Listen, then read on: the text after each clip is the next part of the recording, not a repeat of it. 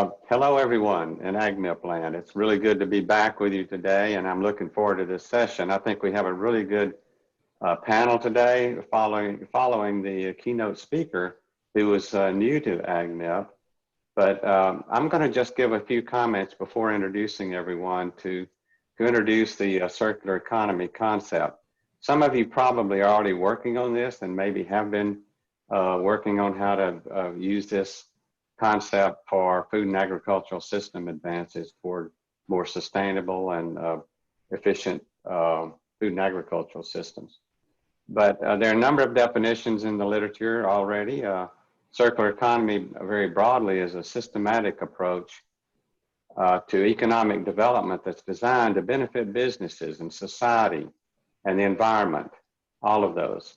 And this concept recognizes the importance of economy, but also these other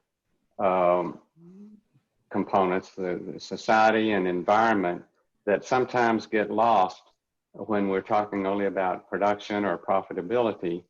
And in the same way, a lot of people who are studying the environment kind of get lost in terms of the need for productive and profitable systems that provide our resources. One of the definitions that's I think in wide use now is from the Ellen MacArthur Foundation report, and there are they identified three different principles. And the first one is design out waste and pollution in the systems. The second is keep products and materials in use. And the third is to regenerate natural systems. And all of these, I think, apply to food and agricultural systems. In fact, their report was focusing on urban areas and food systems. And we'll talk more about that later today.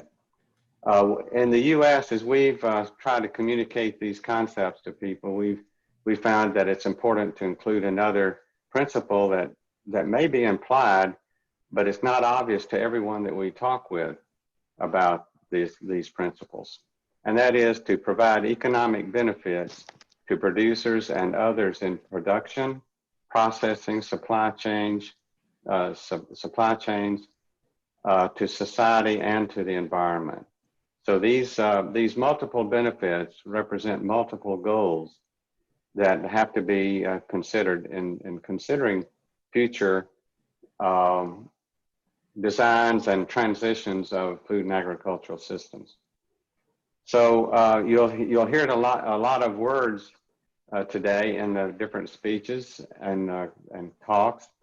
Some of them will be very familiar to all of you in AgMIP land, such as systems, scales of analysis, trade-offs, participatory design, complexity, strategic pathways, and health of people, soils, environments, and ecosystems. So these are things that AgMIP is focusing on to a large extent as it really emphasizes the impacts and adaptation and mitigation of climate change in our different food and agricultural systems. Now, how can this be applied in agriculture? The talks today will give you examples of this from different perspectives, from economic, from ecology, from engineering, and agronomy perspectives. And so I think we've got a really good panel. Some of them are already very experienced in circular economies, as we'll hear later. These, the use of these principles aren't necessarily an end in themselves. They really are to help us achieve these multiple goals that I've mentioned earlier of productivity, profitability, reduced environmental impacts, and societal benefits. So these are the targets, but these principles can help guide us toward developing and thinking about solutions that solve these, address these different goals, and also consider the trade-offs among them. There are many benefits. You'll hear about these later. but they also include national security in addition to reducing hunger and malnutrition, sustainable increases in food production and supply and availability, achieving the sustainable development goals. There are multiple ones there that are within reach, and I think a lot of these solutions can be achieved, but we just have to consider the whole systems and the interactions of all of these factors as we move forward to rethink and redesign systems for the future. And a lot of our work that is going on now is in terms of why now. This isn't a new concept. A number of groups around the world, particularly in Europe and the UK, have already been looking into ways of applying these concepts to food and agricultural systems and made quite a bit of progress. And we have a speaker from the Netherlands that will explain some of these. But in the US, it's not been really a very active academic or research or science endeavor so far. Now, in contrast to that, there's been a lot of interest in industries, more so in other industries as opposed to food and agricultural systems than in food and agriculture. But recently, some of the companies are becoming very interested in applying this in their food and agricultural product supply chains and addressing some of these principles that I mentioned earlier. And I'm on the National Academy's Board for Agricultural and Natural Resources, and a number of studies have been done on by that board over the last 8 or so years, and that emphasize the importance of systems approaches that highlight very clearly the challenges that we face and some of the externalities that are causing so many problems, including climate change, but also water pollution and soil degradation. And but none of those studies really provided an insight as to what kind of systems approaches and how to really aim towards solutions for this. And so that's what the National Academies is doing now. They're working on a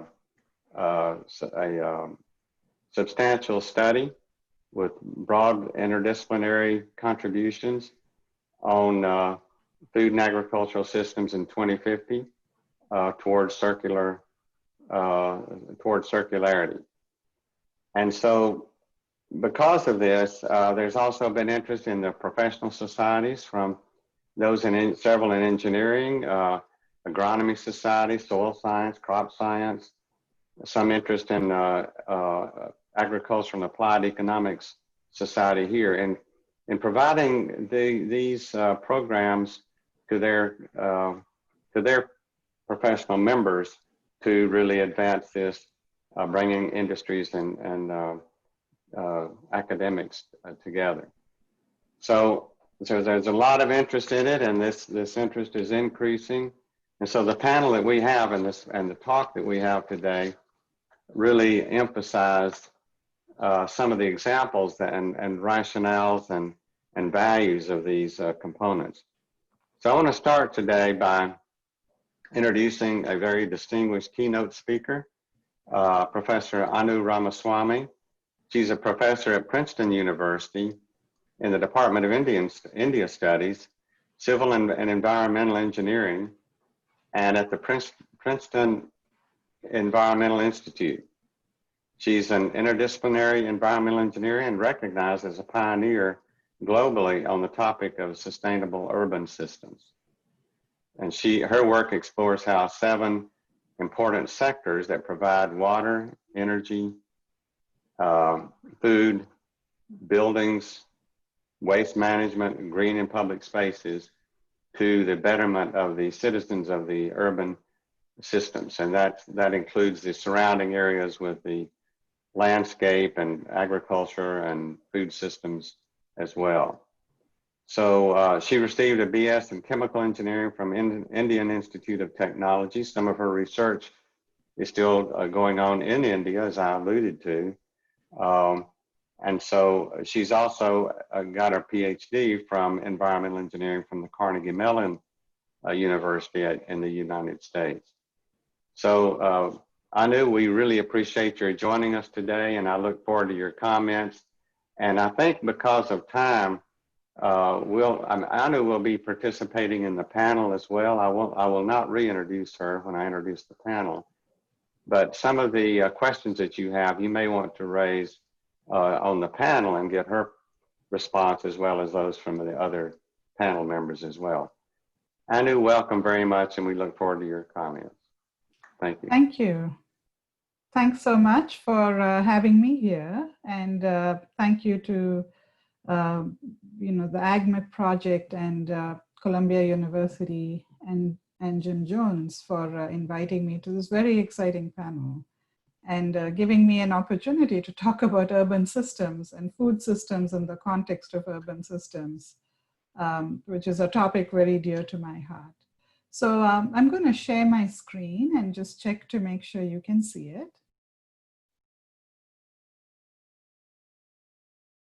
Does that work? Yes. Great. Great. So welcome, everyone. I'm going to talk today about urban food systems and opportunities for resource circularity. Thanks again for the very generous introduction from Jim Jones.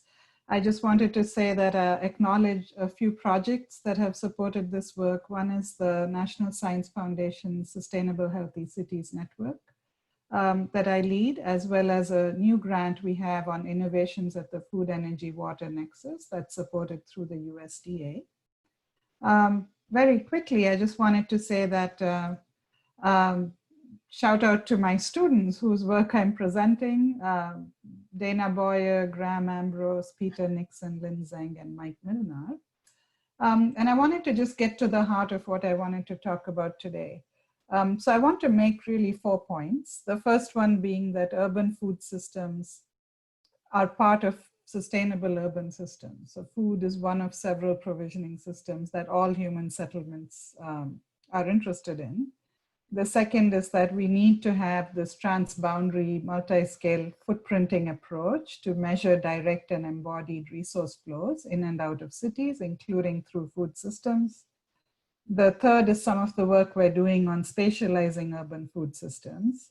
And then last, I'll just introduce opportunities for resource circularity, some that can happen within agricultural production, some within the food system writ large, which includes all the way, as Jim was explaining, from production through transportation, through post-consumer waste.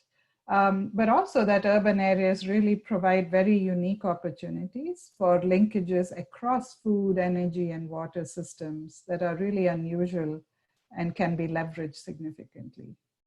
So let's go to the first topic. There's a rising interest in food and urban food. So if you ask why urban food, there's a lot of cities, a lot of organizations that have really taken this to heart in policy and planning. So we have ICLEI's Resilient Urban Food Systems Forum. The UNFAO has a Food for Cities program, and the Milan Urban Food Pact has been signed on by more than 200 cities. And the goals are multiple. And this is the challenge of trade-offs and co-benefits. They include health and nutrition, social justice and equity, environment, and environment includes multiple dimensions: land, water, nutrients, greenhouse gases, supply risk, as we saw, excuse me, and economic development as well. And all of these come together in food action plans. And that's an arena I'm quite active in. We're actually working with the city of Minneapolis to think about their food action plan from this type of a systems perspective. And in our Infuse grant, we'll be assembling 10 global cities that we're seeking to recruit. So this might be a good way to recruit global cities to actually take our methodology forward and apply them to global cities. So you could also ask, if you just look at a few cities, how does that impact the globe? And the reality is that studies have shown that 60 to 35% of total global irrigated and rain-fed cropland, respectively, are within 20 kilometers of urban extents.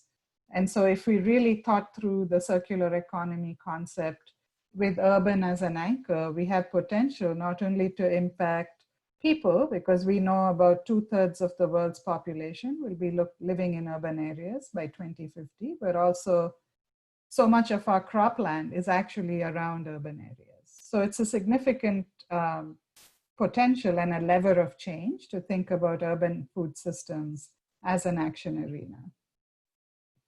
And so, as I mentioned, urban food systems are one of 7 key provisioning sectors in cities, and this is the focus of my own research. And we know these: buildings and energy, food, green infrastructure, transportation, water, and waste, and their interactions. And today I'm going to focus on food, but look at its explorations with the other sectors. We also discussed that we're looking for multiple sustainability outcomes, which includes well-being, health, objective measures of health, environment, with its water, land, nutrients, multiple dimensions, equity, livability, and their trade-offs. And I'd encourage interested people to go to our website. This is our NSF-SRN, sustainablehealthycities.org, and that has many more of our works here.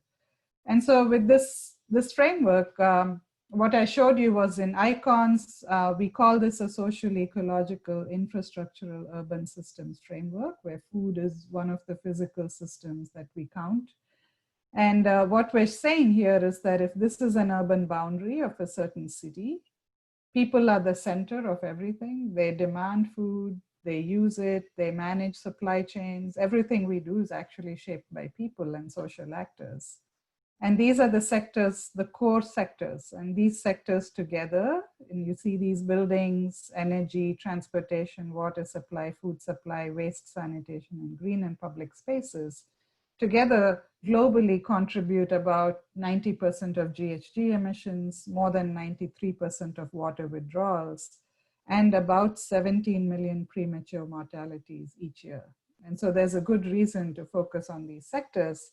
However, those sectors are not entirely produced within cities. We know that cities can't grow all their food, they can't provide all their water, they can't generate all their electricity.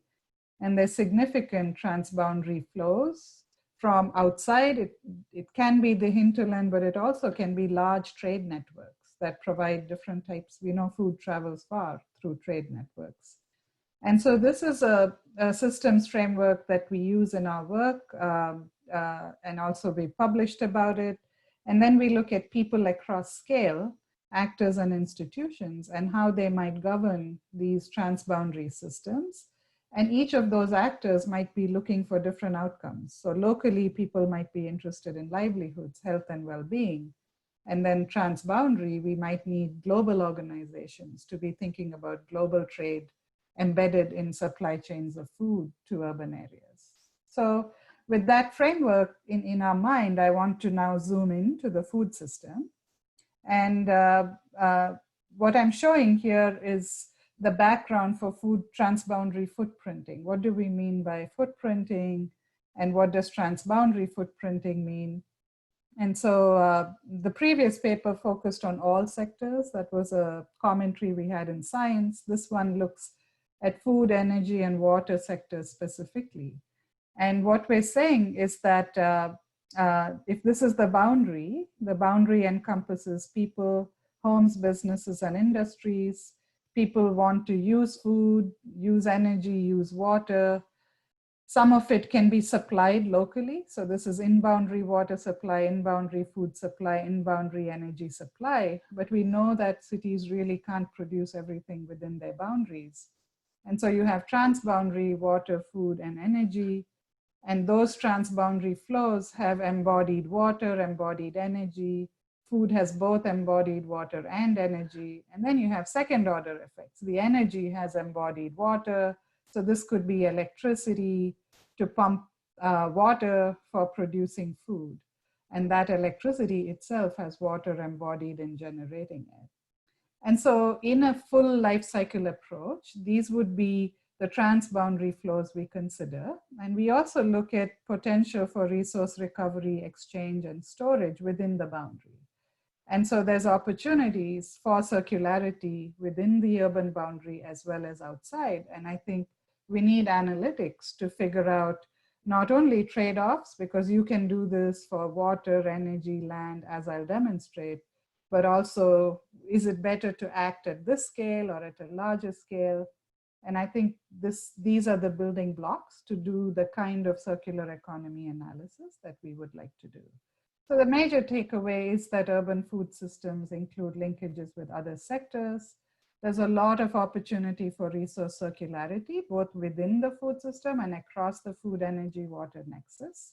And that we really need to do transboundary accounting of multiple resources that are embodied or directly used to really demonstrate baseline and future scenarios. So I'll talk a little bit about the baseline. We did this study for transboundary footprinting to measure direct and embodied resources in Delhi, India. And we looked at the nexus. As all of you know, Delhi is the capital of India. At the time we did this study, we were using data from 2011, and it was 16 million. And we already have information, 20% lacked sufficient calories, 25% were lacking water from a treated source, 10% lacked clean cooking fuel. So against this backdrop, we were able to track supply chains. So these are supply chains that provided food as well as electricity and municipal water supply. These are the various rivers that serve Delhi. And this is through looking at the literature and doing analysis of data, for example, from the power sector, as well as agricultural data, which India has for all the states. We also had trade data, an interesting supply chain data set from India. And so this helped us create these footprints. And what you can see here are footprints. What you see here first is how much of the food, energy, and water demand of Delhi is locally produced. So the solid bars are produced inside the boundary. The hatches are produced outside. And you can see, as you might expect, Delhi is importing 90% of its food mass. About 75% of its electricity is coming from outside. Most of the water is coming from outside the boundary, and almost all their petrofuels are coming from outside the boundary. And then using the methodology of footprinting, we were able to develop water withdrawal footprints for the whole of Delhi for all its activities, as well as water consumptive loss footprints and GHG footprints. And I won't go into the detail except to say this is the type of data you need to start doing trade-offs in your scenarios, even within the environmental sector. You could see here the first the first hatch is the direct impact, and the double hatch, if you can see, is the second order impact. And that's what I was showing. It would be, in this case, the GHG needed to provide the electricity, to provide the water, to irrigate the farms that are providing food. So all of this is only to say that we have methods available to think in systems and across boundaries. We could also think about specific diets. And so here we could assign the water, energy, and impacts to different types of foods. That this is the diet of Delhi, and blue is water, red is GHGs. Again, the crosshatch is the second order impact. And you can start to see things like milk are not only large, they also have a large second order impact on GHGs. You can see wheat, rice. So you can see the high impact of milk, grains, and pulses. And this helps us think of circular economy also in terms of the demand side. How can we shape not only production, but also demand, and then look at resource circularity opportunities along the supply chain? And so I don't expect to go through this whole thing, but we did calculate all the different flows, which I just showed you for Delhi. At this point, there isn't substantial circularity within Delhi, but this is something we're evaluating in scenarios. And looking to the future, studies have shown that you could recirculate, you could reduce global phosphorus demand by about 20% by looking at exchanges between wastewater and agricultural systems. you could offset all nutrients by about 13%, and energy recovery from wastewater can be a substantial player in developing local energy resources. And that's what we're doing looking forward at circular economy opportunities in urban systems. So I'll talk next about, we've talked about urban agriculture in and around cities, but how much is that? And how can we spatialize it? And I'm going to shift perspective to the US to give you a little bit of a flavor of what we've done. And so this again highlights why urban systems are so critical. As I mentioned previously, 60% of total irrigated global agriculture is around cities. 35% of rain-fed agriculture is around cities.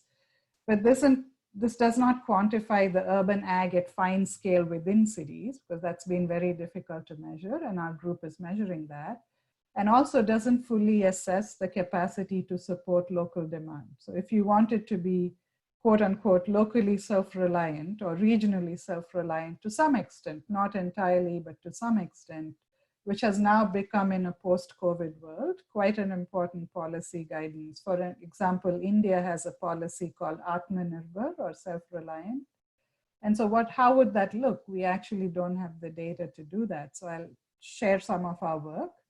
And the second point I wanted to make is that small-scale urban agriculture can actually result in higher yields. We always talk about economies of scale, but there's a really interesting recent paper in PNAS that showed, with careful measurements of 13 urban community gardens, that they had yields that are double a typical commercial vegetable farm. One of our colleagues in our SRN, Bhavik Bakshi, has been working with Mellinger Farms through Ohio State University, and they've been looking at multi-cropping systems, and 80% reduction in nutrients is what their preliminary results are showing. And so there's also waste to resource opportunities, but we can't really get our head around this unless we know how much production and what type of production is happening around urban areas. And so what we did in this paper, which I'll share, was to begin to characterize urban agriculture by defining current local capacity. So a lot of papers look towards the future, and they said if you used up all the land in cities, including green spaces, backyards, rooftops, what is the potential? And we were saying, no, let's just look at what's happening right now. How much do we have today in terms of agricultural production around cities from USDA data to serve current demand? So it's current local production over current local demand. And of course, as you can imagine, this would be sensitive to things like, what do you mean by demand? Do you mean tomatoes as tomatoes, or tomatoes in pasta sauce plus fresh tomatoes? So this is the embodied fresh food that comes in our processed supply chains.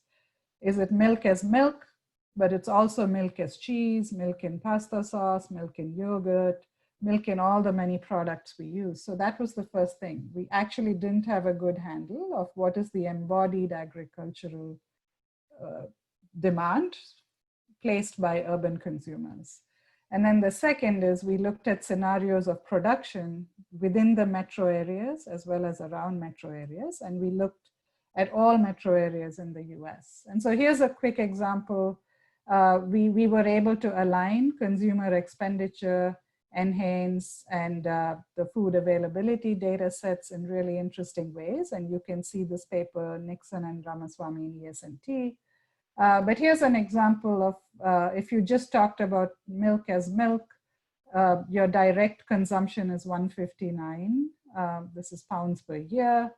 And if you included milk embodied in all of your food, so this is the embodied milk in yogurt, pasta, such and such, it's almost 4 times bigger. And what was interesting was even with this, the full demand of agricultural production, we found significant local capacity happening today in and around metropolitan areas. So here you're seeing current local capacity for 4 food key items. We looked at fruits, vegetables, eggs, and dairy, because they're the ones that are most commonly emphasized in farmers markets and local food production efforts. So we didn't think you could produce all the grain everywhere, but we looked at these 4 products specifically. And green is where there's extra production. So these are exporting areas. Red is where there's, it's a net importer, which you might imagine. A lot of MSAs, metropolitan statistical areas, are net importers. But what was really interesting is that as you went outside the city boundary or the metropolitan statistical area, so here we're showing the percentage of self-sufficient metropolitan areas that are capable of providing direct eggs in orange, milk in purple, vegetables in green, and fruits in red. And you can see that about 10% of MSAs were self-sufficient as it was in fruits. And as you extend the boundary, that number increases to about 15%.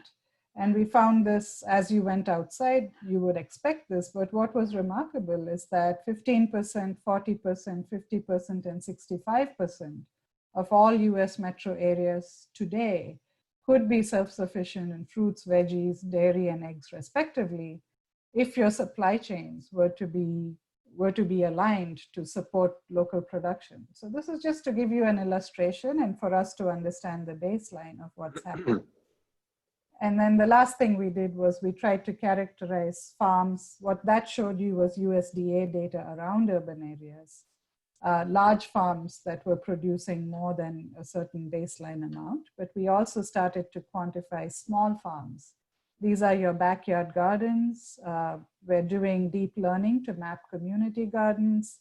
And we're also mapping non-traditional regional farms that directly serve urban consumers to really get a landscape of what do we mean by urban regional supply chains. What are they? What do they produce? How big are they? And who are they? And what motivates them to do this? And so the key message is that there is a lot of production. You know, if you want to enhance local supply and self-reliance, production per se is not the limitation, because there's a lot of production happening around urban areas, but rather it's the way supply chains are aligned, and really clarifying why we want more locally sourced food will help us see how much we can, you know, shift these supply chains to get more connected to develop resilience. And then the fact that there's substantial agriculture in or around urban areas provides more opportunities for resource circularity. So that leads me to my last point, which is that we can have resource circularity at multiple scales. And also across sector. And so you could imagine on-farm opportunities with multi-cropping, diversified agriculture. For example, the Mellinger farm study, where you have nutrient cycling on-farm itself. You could also look at exchanges across crops, aquaculture, you know, different types and modes that coexist together very symbiotically. We could also think about post-consumer waste. How much does post-consumer waste, so this is within the food system, how much does post-consumer waste create compost and other value-added products, which then can go back to the farms? And then you could look beyond the food system. You could look at cross-sector interactions among food, energy, water. This is the food, energy, water, wastewater nexus. And that's a third level. And our group is currently doing this type of scenario modeling across those 377 MSAs that I just shared with you. I know, yes. So I'm afraid. Yeah, I think I'm going to stop. I'm going to stop here. Okay. Well, I wish we had more time, because your talk is exactly what we were hoping you would provide. And there are already some questions for you that I think we will ask other people to send in their questions as well, so that we can take them up following the short presentations by the panel members. Yeah. And the only one I want to mention is that one of the audience members thought that this was important enough to possibly try to get onto the 2021 United Nations Food Summit. Okay. So that would so anyway, well, thank you so much for this. And what I want to do now is transition to our panel. And the panel will be actually moderated by Martin van Ittersum. Martin van Ittersum is from the Wageningen University. He's a professor there, and his research is focused on concepts and methods for analysis, design, and integrated assessment of agricultural systems, and working so in a interdisciplinary group. He's also a member of the steering council of AgMIP and has been principal also in the MAXUR initiative in the EU, which is a partner of AgMIP's as well. So I'm going to go ahead and introduce the other panel members as well, and then turn it over to Martin. The second panel member, in addition to Martin, as well as Professor Anu Ramaswamy, will be Bruno Basso. And he's the Michigan State University Foundation professor and is a member of the Earth and Environmental Sciences Department. And his research integrates agricultural systems from field to farm, regional and global levels. And he's also co-leader of the AgMIP North America initiative. And then finally on the panel is John Antle. He's a professor in the Department of Applied Economics at Oregon State University, and he served on various panels and advisory capacities for the U.S. government and its different agencies. And he's the past president of American Agricultural Economics Association.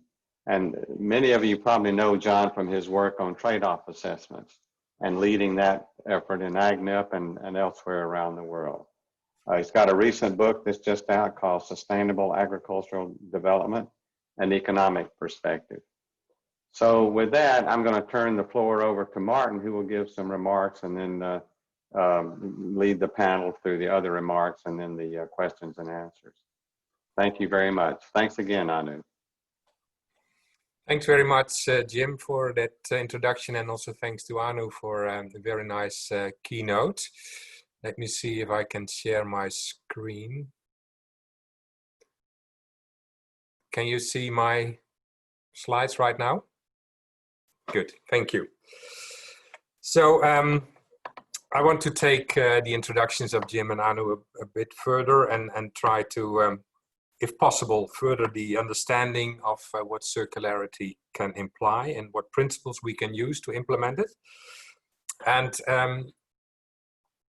I think, I mean, obviously with circularity, we have to address all pillars of sustainability, be it environment, social or economic aspects.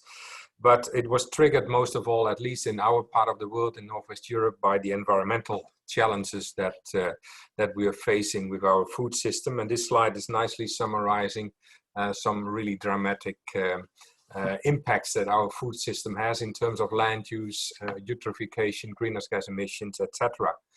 And you can also see the important share of the animal-sourced food, the darkest green part of this of the bars, takes in these environmental impacts. Now, these are the global numbers. If we then move to the Netherlands, that tiny country with about 17 million inhabitants, even though we're small, I mean, we're a really important producer of agriculture products and also an exporter. I think the #2 in the world after the United States. Even though the country is small, we see a clear segregation of different types of agriculture. Cropland in distinct parts, grassland in other parts, fodder crops mostly in the eastern and the southern parts. And what we also see is a concentration of animals, livestock, kept in particular parts of the country. And this one shows the pigs and the manure that comes with that intensive livestock farming, particularly concentrated in the southeastern part of the country. Now that is, this intensive livestock production is possible because of the huge imports of feed, but obviously it comes with an enormous surplus of manure and of nitrogen and phosphorus, leading to a whole series of environmental problems in our country. nitrate in waterways and in the groundwater, phosphate saturation of the soils and consequent surface leaching, emissions of ammonia, really a hot political issue in the country with lots of political discussions, but also farmers' protests over the past year. Emission of greenhouse gas emissions and loss of biodiversity, a fierce competition between agricultural land use and nature conservation. So the license to produce of our linear systems in the Netherlands and other parts of Northwest Europe is really under pressure. The key question, I think, is that we are facing as agriculture and as food system is how to produce food while respecting the planet. And for this, we often embrace a product footprint approach, be it from a production point of view, so to produce with less impact, be it from a consumption point of view, so from what we eat and eating and consuming with less impact. Now, if we follow that footprint approach and we start with the production side, and we want to produce with less impact, then traditionally, if we look to livestock production, for instance, then we look at a high herd productivity. And to achieve a high herd productivity, we have to feed it with excellent feed, nutrient-dense feed. But that often comes with a competition between feed and food, because we end up feeding our animals with beautiful grains that we could also consume as human beings directly. If we take it from the other end, from the consumption part, eat with less impact, you end up with similar dilemmas, because you might argue that it's better to eat chicken meat, poultry, instead of beef because of a lower footprint. But if you do that, you will also end up in the realm of feed-food competition, because those poultry and the pigs are usually fed with feed grown on good agricultural soils where you also could produce human food. And the other extreme would be to go vegan. But then the question is, okay, if we all become vegan, what do we do with our co-products that we as humans cannot consume directly, straw or grass, for instance, but which can be used by animals and by livestock, and they can make beautiful protein from this that can be consumed by human beings or can be used for other purposes. In other words, a linear footprint approach does not address issues like feed and food competition and the interlinkages that exist within a food system. Circularity can address these issues, and I will expand on that a little bit more in the last few slides. And circularity is a new policy paradigm introduced by our government, by the Ministry of Agriculture 2 years back, as a new way forward for agriculture in the Netherlands. Highly intensive agriculture, but with some new directions and new challenges. Obviously, illustrated by the left photograph, by re-establishing linkages between plant and animal production, but also re-establishing linkages between the urban areas and the rural areas. And that was also addressed, in fact, in the previous presentation. So if we take circular food systems as a starting point and have a closer look at that and what could be guiding principles to operationalize that concept, I think it's important to consider production and consumption, and also the processing and the livestock sector, and study their role. I would like to propose 3 important principles to operationalize circularity in food systems. And the first one is to use our good agricultural soils, first of all, to produce plant biomass for human food. And that means not for feed. So we produce food which can be consumed directly by human beings, and not feed that is consumed first by livestock and then processed with all conversion losses to food for human beings. That's the first principle, which of course has major implications. The second one is to, first of all, avoid waste, but when producing food in the food system, byproducts are inevitable. Some byproducts, think of straw, think of manure, think of other byproducts, they should be recycled back into the system, but with a clear prioritization. First of all, to regenerate our soils and to maintain the soil quality and keep a certain soil organic matter content, for instance. Secondly, to feed to livestock and produce beautiful proteins with our livestock.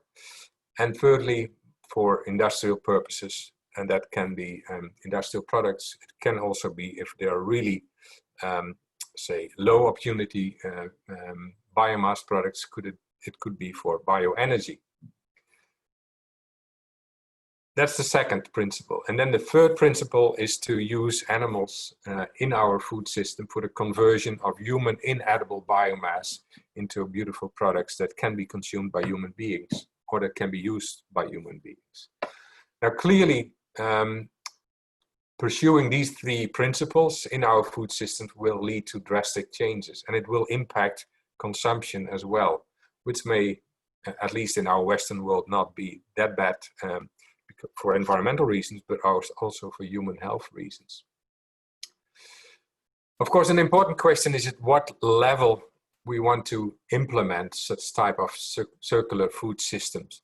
Traditionally, at least in our part of the world, but also in other parts of the world, crop and livestock production was integrated at the individual farm level.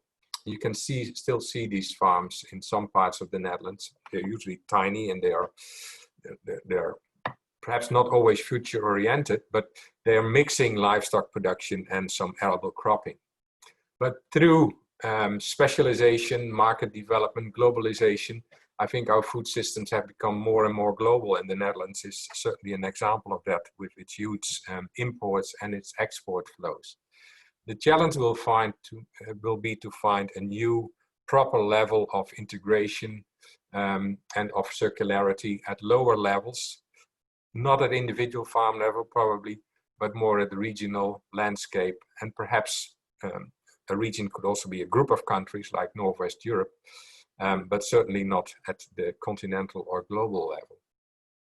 In doing so, we need to combine ecological principles with smart technology. So it's not something like back to the past, which is sometimes the way circularity is interpreted by people here in the Netherlands or Northwest Europe. No, it's a new type of agriculture where ecological principles are combined with modern technology. And with that, I'd like to close this short introduction and the way you can operationalize. And I would like to give first the floor to the other two introductions. Let me see if I can decouple my presentation. Let me see.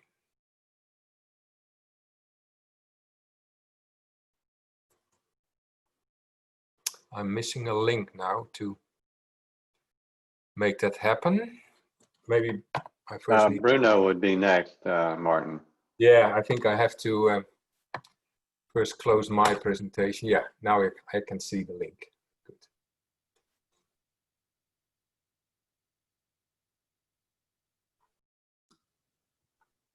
Okay, do you still see my slides? Yes, I still see your screen, Martin, and it won't allow me to share mine. Okay, now it should be better. You need to, yeah. Apologies for that. Okay. This should do it. Okay. My screen now. Yeah, that looks perfect. Not full screen yet, but yeah.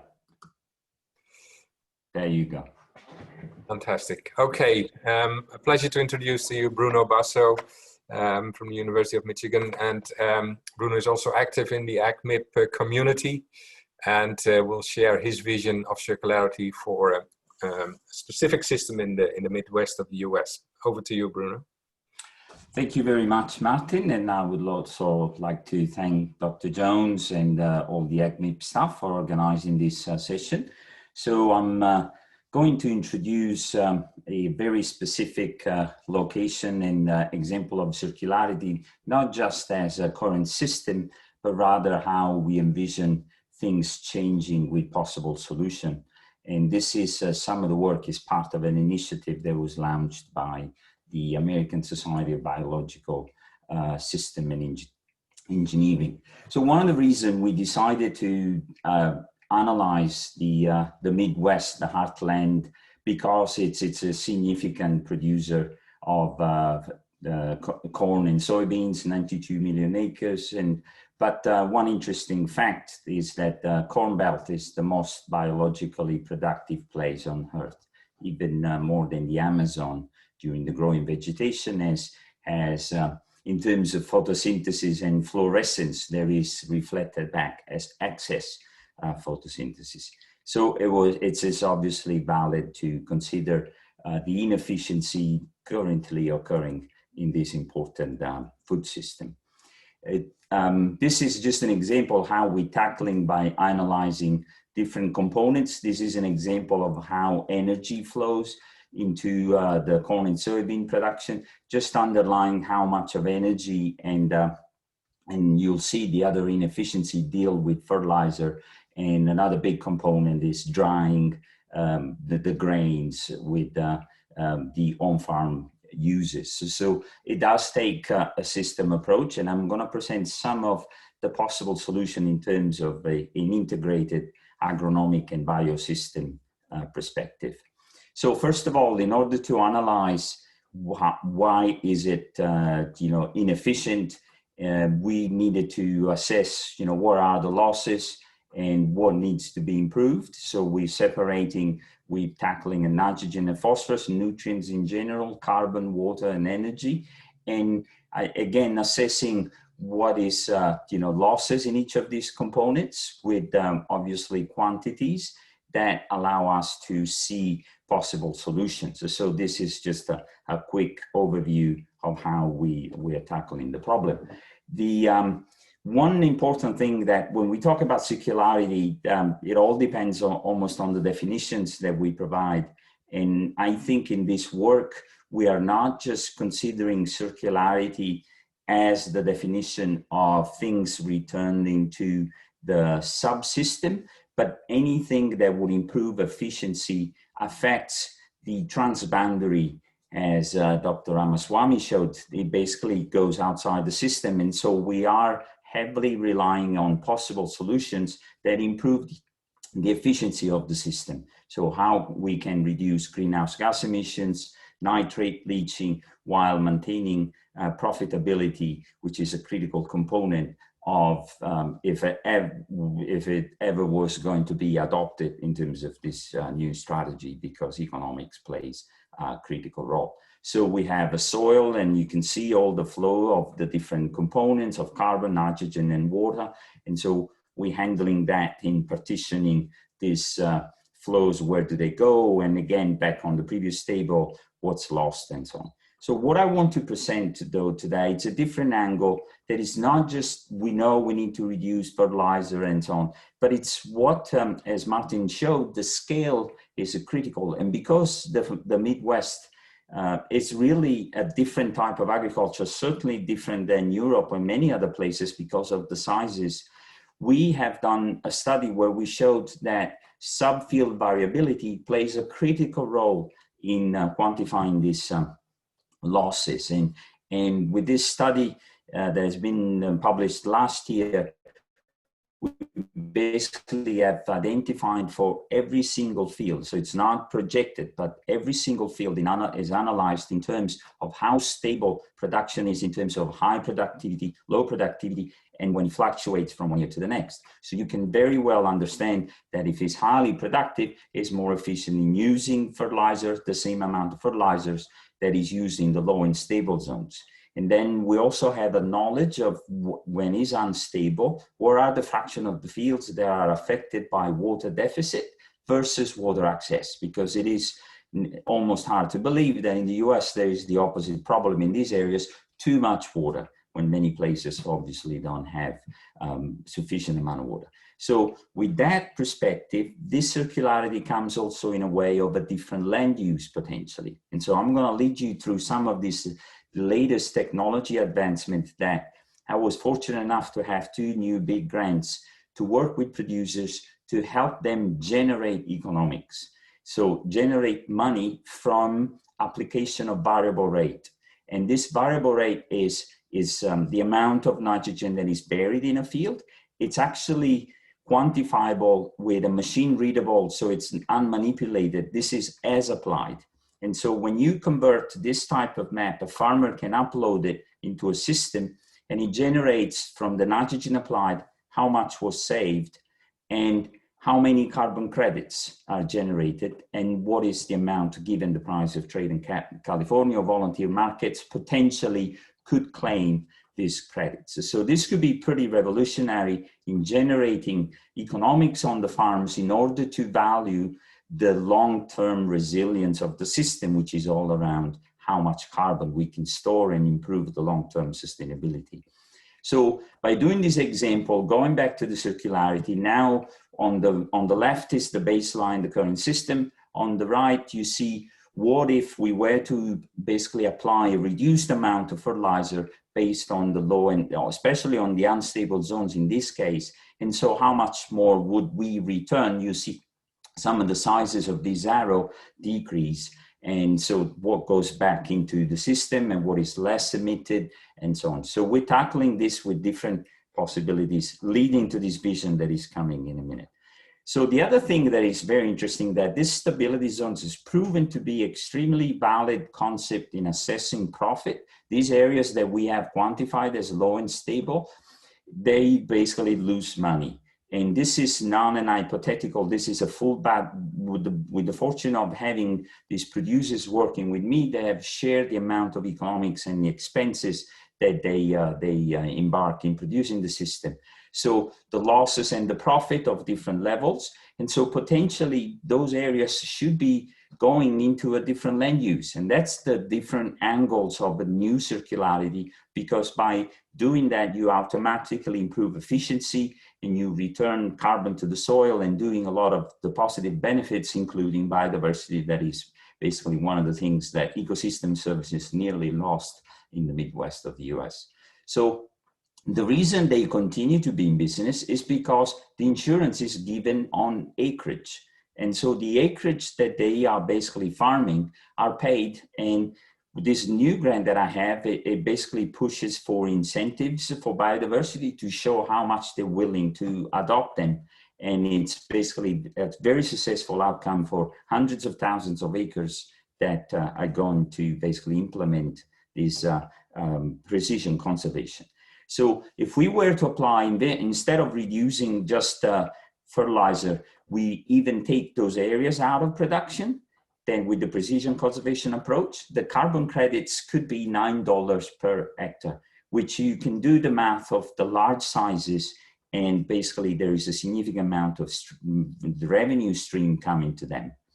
There's been mentioned that system is critical, system approaches. So one of the critical piece of our work, both in the lab and with my collaborators, is to use systems to ask what if scenarios at the field scale. And so what if I adopt a regenerative sorts of approach, no tillage, cover crops, organic amendments, and so on. The other interesting thing is that people may not always have the full story. For example, they push for regenerative ag, they need to have cover crops implemented.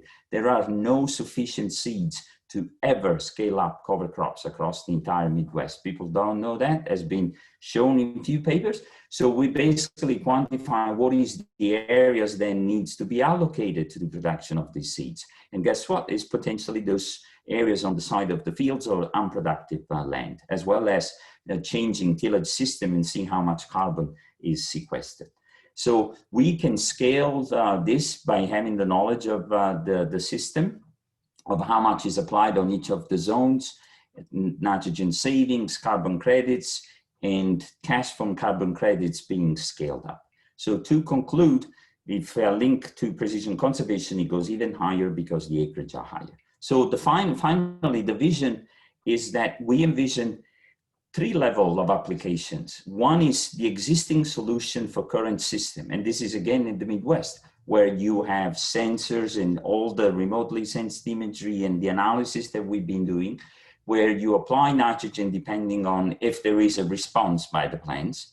versus precision land conservation, all coupled with a more longer term of regenerative agriculture of the typical agronomic sorts of practices. The second intermediate is replacing inefficiency. So working on genetics to have more resistant to plants, resistant to diseases, deeper roots, having autonomous and electrical robots and a fleet of robots that could basically reduce both emissions and be very efficient, also eliminating some of the issues related to resistance of weeds, on-farm generations, collecting nitrates and basically reused for fertirrigation, or bioenergy crop that goes on the side. Unfortunately, 40% of the corn in the US goes to biofuel. The other 40% goes to feeds. And very little goes for basically production of sugars and Coca-Cola products. Almost none for food.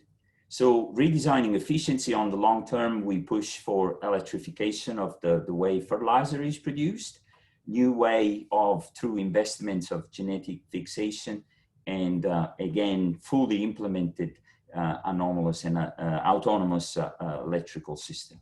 New policies, I mean, trade-offs needs to be implemented. And so I want to conclude with one of the figures that John and Tolehai have in this paper, where we think that the collection of data is happening, it's critical, is analyzed more efficiently with new systems. Our farm level knowledge and scalability is coming as shown for the Midwest. It can be applied the same principle. I'm working on several specialty crops and doing similar sorts of work actually globally, Brazil and even Europe, Italy and other places. Policies will need to shape whether farmers could benefit, be paid for ecosystem services or improve profitability and yields.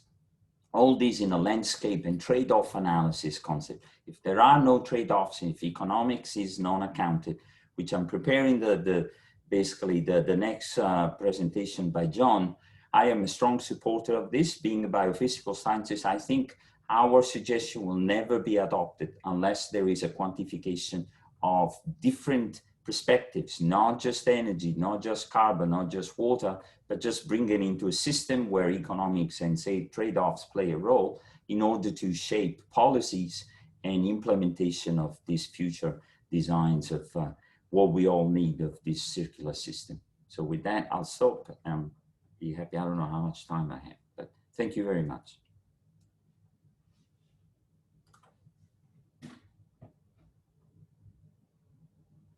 Thank you very much, Bruno, for your introduction and a nice example of circularity in a cropping system in the Midwest. Nice and concrete, I would say also. And as you said, you already kind of paved the way for our next speaker, and I suggest we take that first and then have time for a panel discussion. And the next speaker is Mr. John Antle. From Oregon State University, and we know John from AgMIP and his trade-off work, and this time applied to a new, a new kind of application. Looking forward to hear that about that, John. Thanks, Martin. Just checking, you can hear me okay?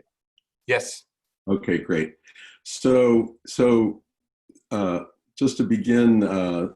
Again, like everybody else, I want to thank the organizers so much for organizing this session and the opportunity to participate, and apologies for my voice. Good news is that I don't have any PowerPoints to show you. And the bad news is I don't have any PowerPoints. You're going to have to, I guess, just look at me while I talk for a few minutes. What I wanted to do was highlight kind of one overarching point and maybe three sort of subpoints within that. And the overarching question is, what's the role of circularity in the sustainable development paradigm that I think has largely become the way we're trying to look at how agriculture and food systems, and of course the broader economy and society can move from our currently, most of us I think would agree is largely unsustainable trajectory towards some more sustainable trajectories. And what I'd like to emphasize, kind of picking up on where Bruno just left off, and also where several of the other speakers started, is that indeed we need to think about sustainable development in the broad way of, often we like to refer to the 3 dimensions of sustainability: economics, environmental, and social dimensions. And it's easy, relatively easy for us now to say that. But I think, the challenge that I'd like to highlight, maybe just to wrap up this session, is that as like in Bruno's presentation, we're starting to make a lot of progress going from looking at agriculture as production systems and more effectively looking at the economic and environmental components of these systems and the trade-offs that are involved. But we still have a very, very long way to go to effectively bring in the social dimensions. And we see that in all of our work. And for example, I was recently involved in a review of a lot of the literature related to this. And what we find is that most of the modeling studies really still are lacking to effectively bring in the social dimensions, income distribution implications, labor and employment implications, gender. Broadly, we could label it, I guess, as equity. And of course, these days, many people are going beyond that to even to use the term social justice. So the question then becomes, my second point briefly then is, so how do we actually start to think about balancing these, both within and across these broad objectives of economic, environmental, and social considerations? So I don't have any quick answers to that, but except maybe one, which is that I think what we've learned from this kind of work over the past several decades is that first of all, if we don't design in all of the important considerations into the research we do from the beginning, then we tend to ignore some of them. And so I would just make an appeal as we go ahead thinking about, for example, circularity within the sustainable development paradigm, that we're careful to, from the beginning, be sure to incorporate the important equity and other social dimensions, human health and other important social dimensions. And the other point I would make is that the appeal that I would make, I guess, is that we don't use the excuse of not being able to quantify them in the same way that we can quantify and model, let's say, economic and environmental dimensions as a reason to ignore them. That's just not good enough. That doesn't cut it, and we have to move beyond that as well. And what it really means is bringing people with the other expertise into our projects, into the room, into the discussion, into the research that we're doing. Finally, so what is the role that circularity can play in sustainable development? I think that really is an open question in a sense. As several people have mentioned, this isn't a new concept, it's been around, and in many ways, it's being incorporated in the sustainable development paradigm. That being said, there are some interesting discussions now. For example, Jeff Sachs and some of his colleagues, and if you look at the latest UN Sustainable Development Report for 2020, they talk about taking this large number of sustainable development goals and associated indicators and sort of grouping them into areas of what they, I think, very usefully describe as transformative strategies.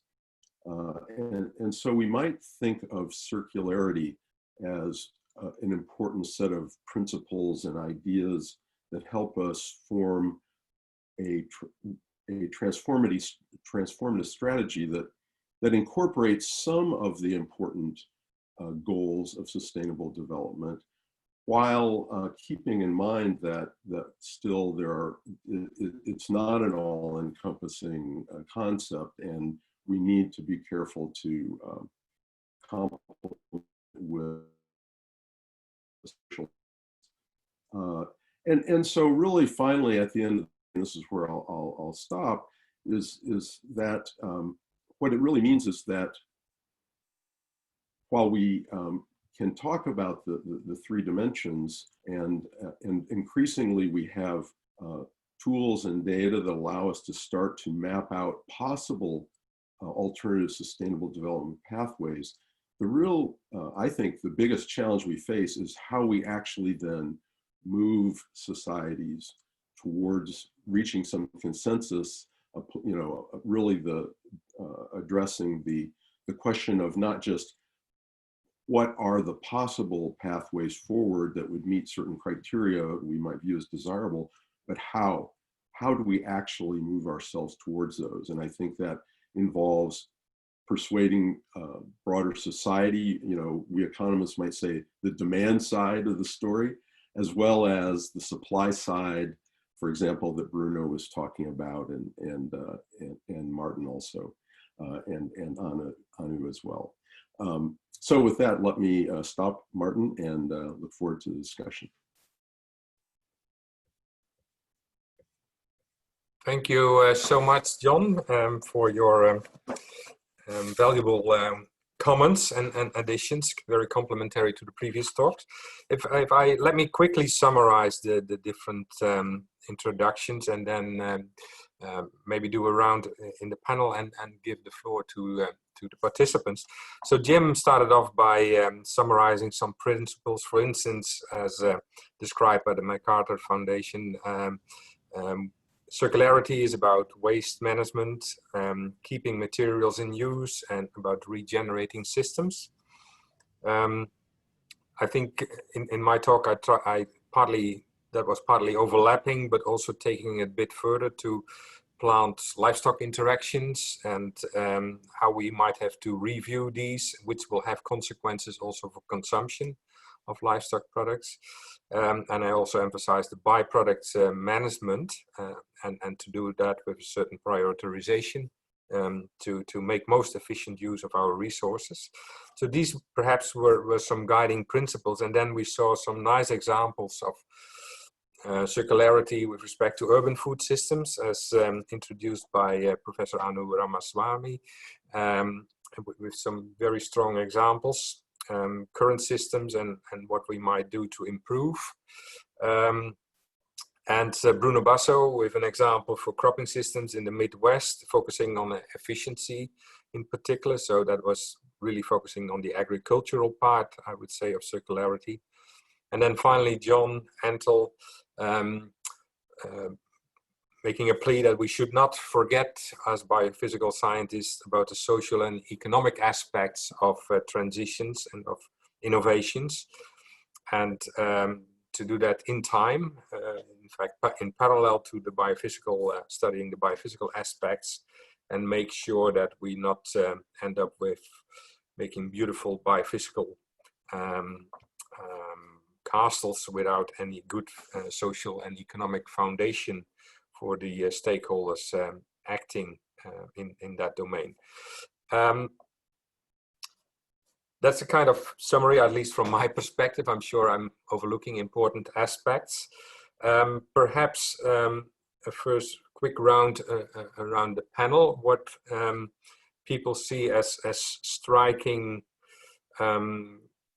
features of circularity in agriculture and in food systems, something they feel has been emphasized a lot in the different talks, and maybe also something that they feel has been underexposed so far. Who can I give the floor first to make a remark around that question? I can see you, so if you raise your hand either in the video or... Yes, John, you want to start? Sure, why not? Well, a quick reaction is that, you know,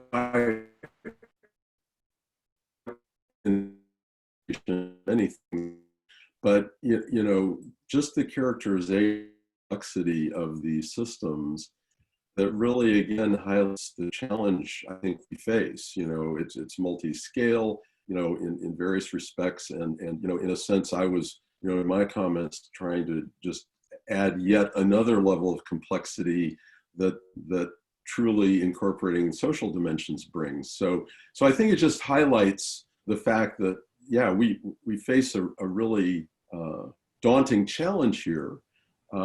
But the good news is, I think, you know, one way I like to look at it is if we think back to, you know, 40 or 50 years ago, when we thought just providing enough calories to the world was daunting and maybe insurmountable challenge, yet we managed to do that. So now we face this new challenge that I think we really, you know, good news is we have a lot of the tools and the science. We really need to persuade them to use them better. Yeah. Thank you, John. Hi, this is Geeta Lakshmi from Tamil Nadu Agricultural University. It's great to listen to all of you regarding this circularity in food system.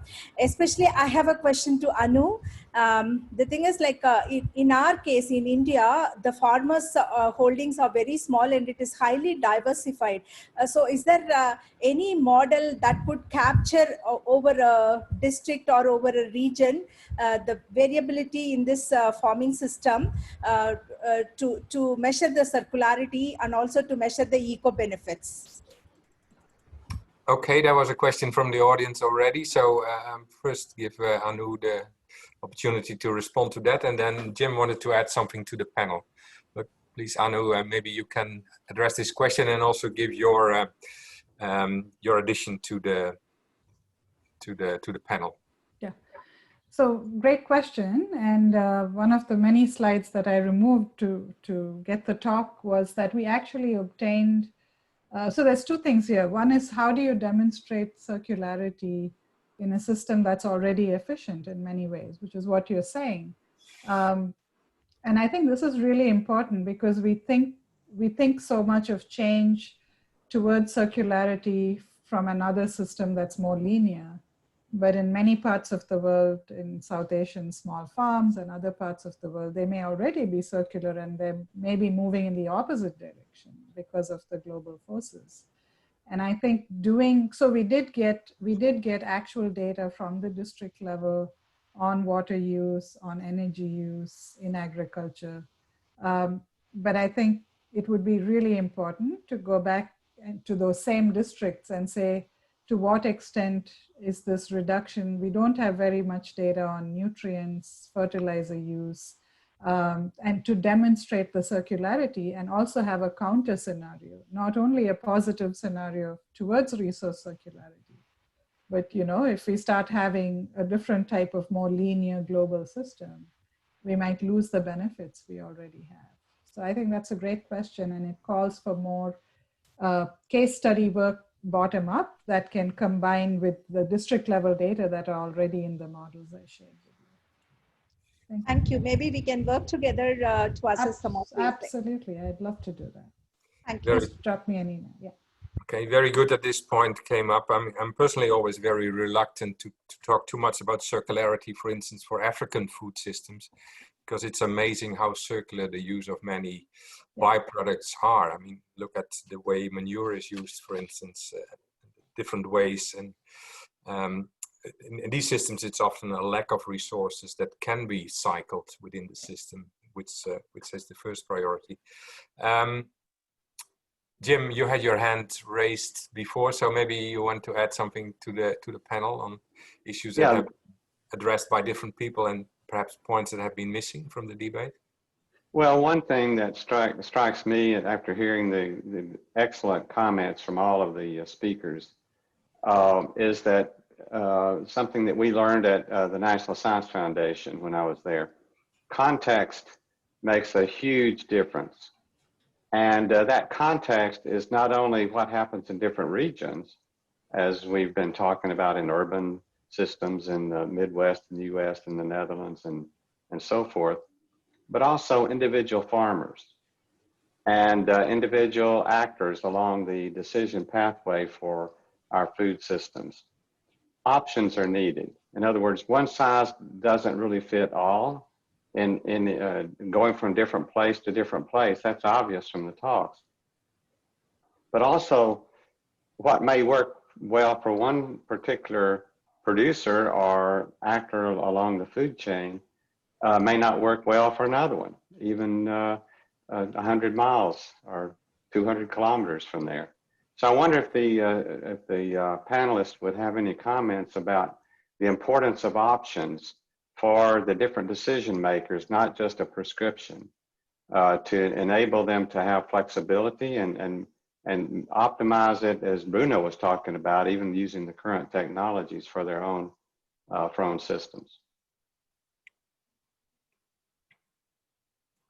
Anyone from the panel wants to take up that? I can maybe take a small shot at this and say that our Sustainable Healthy Cities network we're doing this in two ways. One is through very contextual co-production.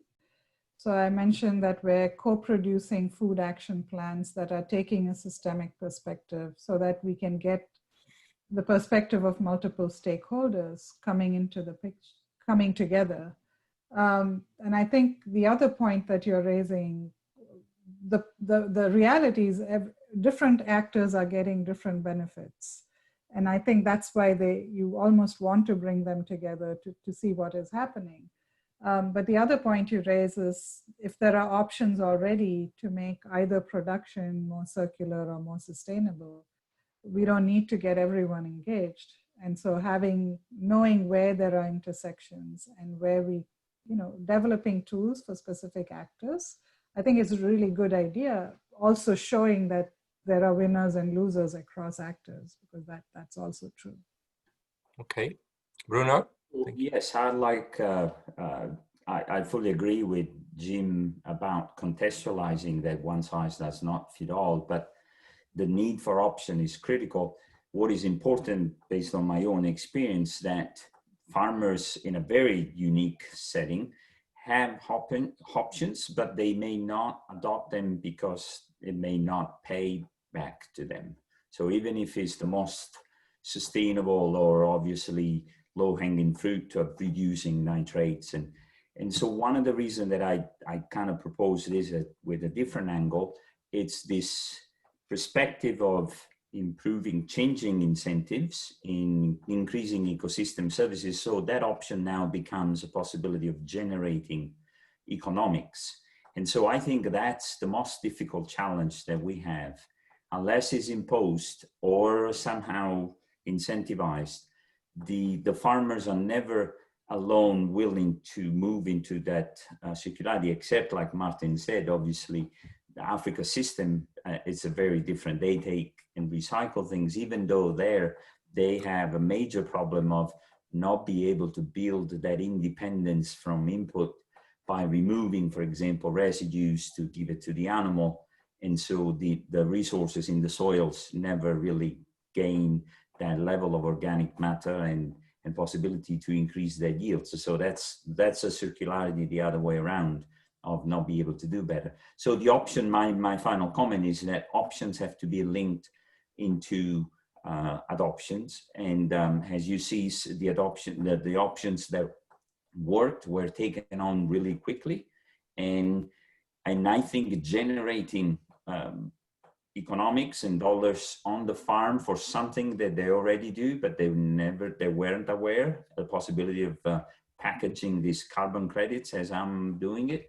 It's like I can't stop talking to the farmer to see when is this solution basically going to be implemented, because they will make them more sensible to even the long-term strategy that I said, using. So seeing carbon as a commodity and not just as a burden to them, because they need to protect the environment when it doesn't pay them anything. So again, this trade-off is always present, and the options have to be linked to some sorts of benefit.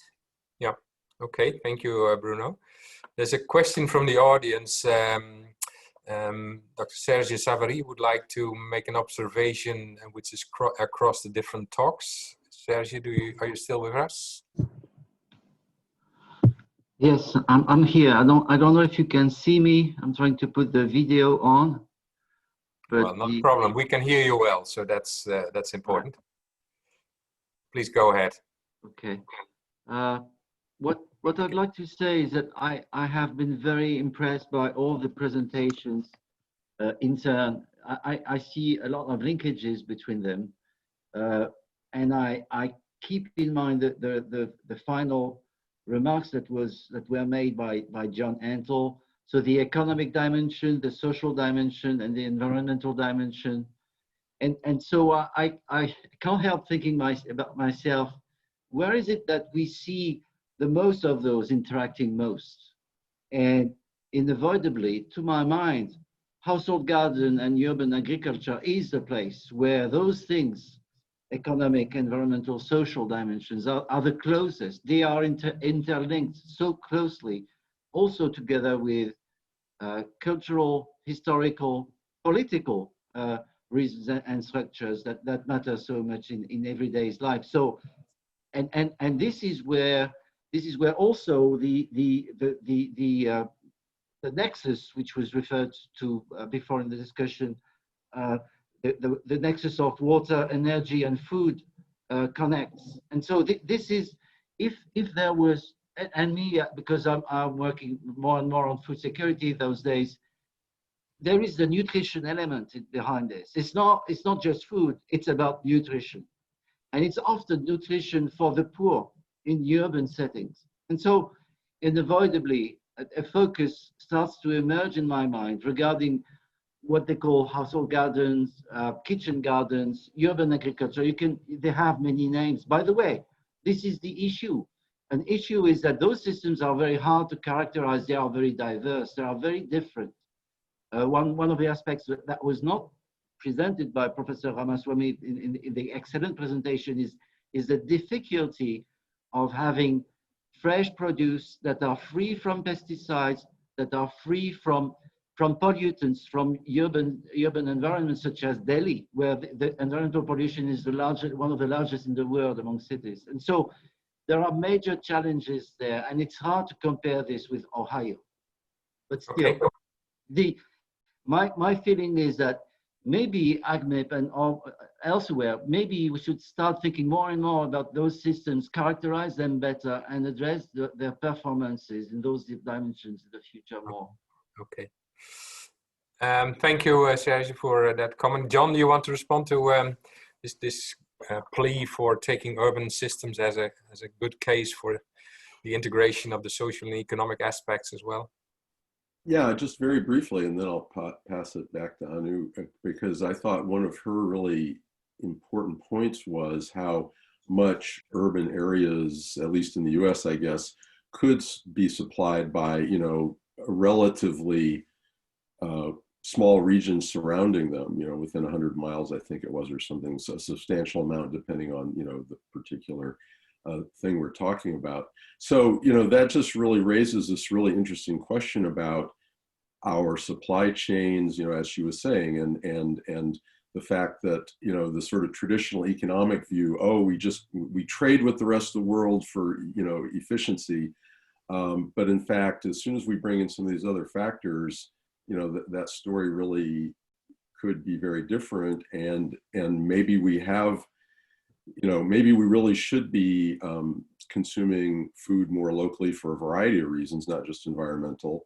But finally, I'll just say, but I don't think we've looked carefully at, say, the equity and other, social dimensions of local foods, which, again, just brings into the need to have this broad perspective.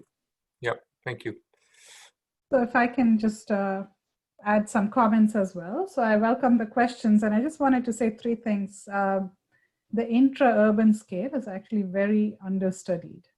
And this is why I shared that we're doing this mapping project of household agriculture and community gardens from an equity perspective. And I can share this. This is in review. It's a paper that I wasn't able to share, but we are seeing in the US, substantial inequality in the frequency of household gardening between low income and high income areas.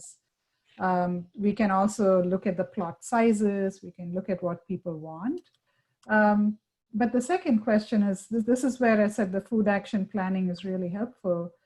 It's not necessary that food security urban agriculture, the link between urban agriculture as the only vehicle to address food security, that's not very clear. So sometimes in very food insecure areas in the US, there could be other ways, of providing nutrition. So the second point that Serge raised about nutrition is really important, and we're actually coupling our food, energy, water work with nutrition surveys. And we're also coupling it with subjective well-being to find out how people think and feel about their farming activities. Why are they farming? And I think those questions are really important. Why are businesses, so we need to do more than a food, energy, water circularity. I totally agree. And that's the direction a lot of this work is going. And then the last thing I was going to say is I don't think we're not suggesting you really cannot compare Ohio with Delhi. So the ultimate goal of my research group is to provide contextual information to each city or each city type in different countries, which we think, in 5 to 10 years, we could advance the science to provide very contextual data that's meaningful to actors involved in decision making. Okay. Thank you very much, Anu, for your response. I think we have to wrap up here the session. It's already 1.5 hours after we started. The purpose of this session was really only to introduce the topic in AgMIP world. And I think from that point of view, the session served a good purpose. It's only a start, and I really hope that in the next hopefully physical AgMIP meeting, we get the opportunity to have a much more extensive session in which we can also and should also discuss what can then be the role of AgMIP modelers to contribute to the understanding of what circularity can bring for sustainable development of food systems and our agriculture, because that in the end, circularity is not an aim in itself. It's just another lens, another means through which we can contribute to sustainable development. I think everywhere in the world, but particularly in the very intensive systems in the Western world, I believe it has a lot to bring. And it can also nicely connect production and consumption. With that, I would like to thank all speakers of today, Professor Anu Ramaswamy, Professor Basso, Professor John Antle, and I'd also like to acknowledge my co-host Jim Jones and Carolyn Mutter for putting the session together. It was a little bit challenging at rather short notice, but I think we had a very lively session which kind of set the scene for this new topic, and I'm sure there's lots to add to this, and I hope it stimulates the further debate in this week and beyond this AgMIP week. I hope you enjoy the conference this week, and we'll stay in touch. Thank you very much. Can I pop in with one last word? I put it also in the chat, Cynthia Rosenzweig. Thank you to the organizers and the speakers and all the participants. This is how AgMIP works. These important new ways of thinking, ways of analyzing come up, and then AgMIP being a very active network, groups form around these key topics and help to develop the rigorous analyses and tools that are needed to move these key concepts forward. So I put in the chat that AgMIP is going to be starting a work group, or we call them teams, on circular food systems. And anyone who is interested, please contact Carolyn Mutter. And then we work through those groups' work. You can see they're all meeting this morning, many of them, and it's very exciting that we will now add a circular food system team. With that, thank you very much to everybody. And yes, please enjoy AgMIP8 all week long. Thanks. Bye. Thanks, Cynthia. Thanks, speakers. Excellent session. Thank you. Thanks. It was very fun. Thank you for having us. Thank you. Have a wonderful day. Thanks, Martin.